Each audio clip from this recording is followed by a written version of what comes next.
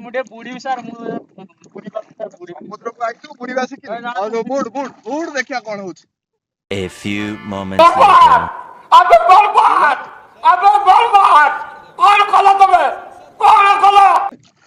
Sir मैं बुड़ी sir भासीबी ଆସିବୁ ହଁ, ଆଁ? ଭାସିବି। ଦେଖ କେମିତି ଭାସୁଛି ଦେଖ ଏଇ ଦେଖ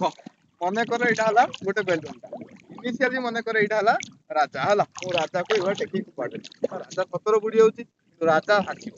ତ ଏଇଟା ହେଲା କଣ ଏୟାର ବେଲୁନ ତା ଭିତରେ ମୁଁ ରାଜାକୁ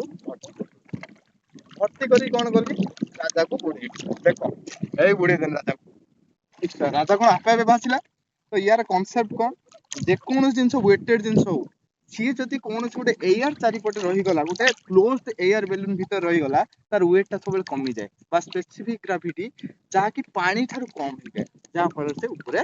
ଆସେ ବୁଝିପାରିଲ ରାଜା ओके सर एथर मु भासीबी ଠିକ